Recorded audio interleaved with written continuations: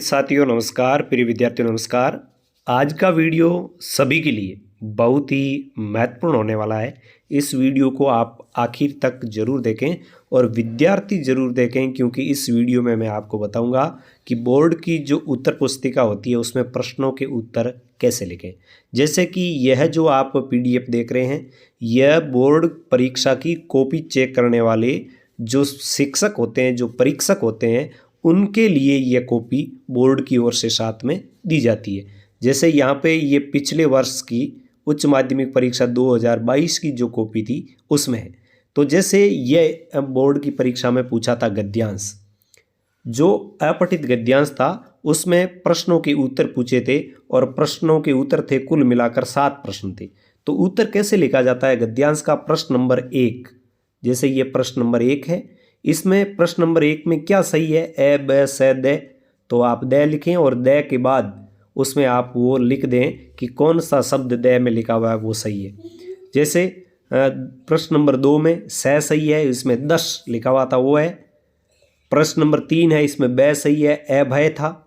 प्रश्न नंबर 4 है, इसमें द है, रघुकुल था। तो इस कहने का मतलब यह है कि आप अ ब स द ये तो लिखते ही है, लेकिन इसके साथ में आप यह भी लिखें कि अ ब स और द में कौन सा ऑप्शन है। इसी प्रकार ये पद्यांश का था। तो अधिकतर विद्यार्थी क्या करते हैं कि सिर्फ और सिर्फ लिख देते हैं अ ब स और द, अपनी यही लिखते हैं, ये लिख देते हैं, ये लिख के और प्रश्नों के क्रमांक लिख देते हैं। ठीक है, लेकिन यदि हम इनके उत्तर साथ साथ में लिख दें तो भी बेहतर है। अब दूसरा प्रश्न जो था वो था खाली जगह का। तो खाली जगह में क्या है कि आप प्रश्न क्रमांक लिखें, प्रश्न क्रमांक का जो साथ में प्रश्न क्रमांक है वो लिखें और उसके बाद में खाली जगह में जो क्या शब्द है वो लिख दें। जैसे यहाँ पे प्रसाद था और यहाँ पे काव्य दोस्त था। अब इसी तरह ये 26 है, ये लघु और दीर्घ 2 का पूछा था। अब ये बोर्ड की ओर से एक संशोधन किया गया था। एक प्रश्न पूछा था अलंकार कितने प्रकार के होते हैं, तो एक बार तो बोर्ड ने मान लिया कि 2 होते हैं और फिर बोर्ड ने माना, करेक्शन करके लिखा कि ये 3 होते हैं। और यहाँ पे लघु और गुरु का चिन्ह पूछा था तो सिर्फ गुरु का दे रखा है, बोर्ड ने संशोधित करके फिर उसका लघु और गुरु किया था। तो इस प्रकार ये खाली जगह एक प्रश्न है। अब यहाँ पे देखो एक प्रश्न पूछा था छोटा और उसका उत्तर कि जहाँ उपमेय को उपमान का रूप दिया जाए वहाँ रूपक अलंकार होता है। रूपक अलंकार की परिभाषा, तो इस प्रकार आपको उत्तर लिखना चाहिए। अब लक्षण आधारित तर्क संगत उदाहरण, ये लक्षणा शब्द शक्ति का या शब्द शक्ति का प्रश्न पूछा था कि उदाहरण सहित। तो इसमें तर्क संगत का मतलब है कि उस प्रश्न से संबंधित विद्यार्थी का जो उत्तर उसने लिखा है वो सही है। और फिर पूछा था प्रिंट यानी मुद्रित माध्यम है वो सबसे पुराना है, तो पूछा कौन सा माध्यम पुराना है। अब इसी प्रकार ये ककार पूछा था।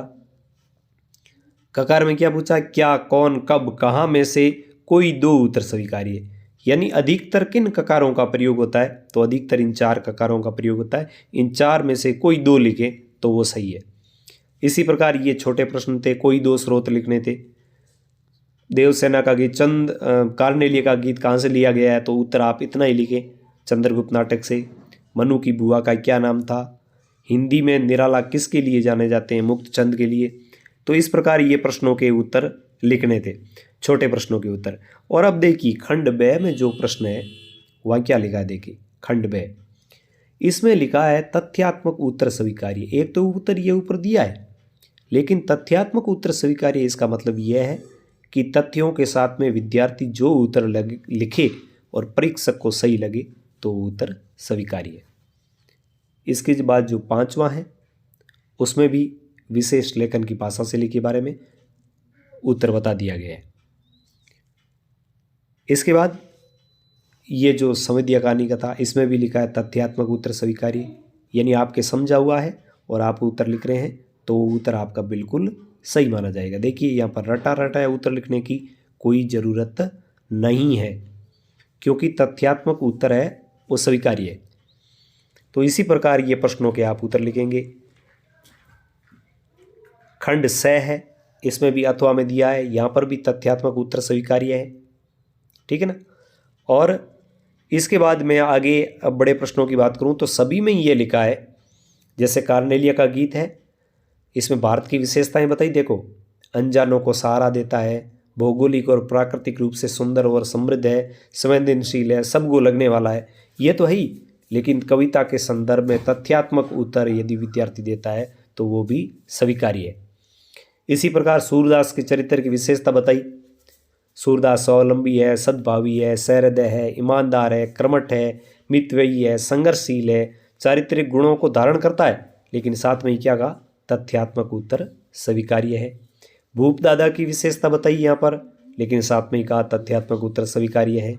मतलब ये विशेषता है, इनसे इतर भी विशेषता हो सकती है। अब ये दय खंड में पूछा था सप्रसंग व्याख्या, तो सप्रसंग व्याख्या में सबसे पहले हमें प्रसंग लिखना होता है। ध्यान दें, आप प्रसंग लिखें। इतना लिखने के बाद कवि का नाम जरूर लिखें, कविता कौन सी है जरूर लिखें, और उसकी ठीक ढंग से व्याख्या करें। ये 3 चीज़ें जरूरी है। क्यों?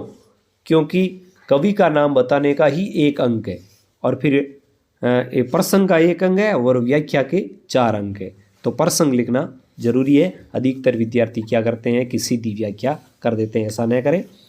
प्रसंग में आप कवि का नाम और वो पद कहाँ से लिया हुआ यह लिखें, और उसका नंबर 1 होता है, और फिर व्याख्या है उसके 4 अंक होते हैं। तो ये काव्यांश था। इसी प्रकार ये गद्यांश है। देखिए आप, गद्यांश है, इसमें भी 2 दे रखे हैं, और इसमें भी वही है कि यदि आप सिर्फ और सिर्फ व्याख्या लिखेंगे तो आपको अंक मिलेंगे केवल 4। लेकिन आप प्रसंग और व्याख्या दोनों लिखते हैं तो आपको 4 + 1 यानी अंक मिलते हैं 5। और इसी प्रकार अंतिम प्रश्न जो बनता है बोर्ड परीक्षा में वो बनता है निबंध का। और निबंध में क्या लिखा है देखो, दिए गए विषय पर किसी एक विषय पर उचित भाव और शिल्प के आधार पर लिखा गया निबंध उत्तर के रूप में स्वीकार्य है। यानी हर किसी विद्यार्थी के निबंध लिखने का तरीका, उसका उत्तर, उसके बिंदु अलग अलग हो सकते हैं, लेकिन वह उचित भाव और उचित शिल्प के आधार पर होना चाहिए। तो ये कुछ बातें हैं जो कॉपी चेक करने वाला जरूर देखता है। तो आप इन बातों का ध्यान रखें, और कितना आपको याद है इससे जरूरी है कि आप बोर्ड की परीक्षा में उत्तर लिखते कैसे हैं। तो उम्मीद करता हूँ कि इस वीडियो को देखने के बाद आपको पता लग गया होगा कि हमें बोर्ड की कॉपी कैसे लिखनी है। धन्यवाद।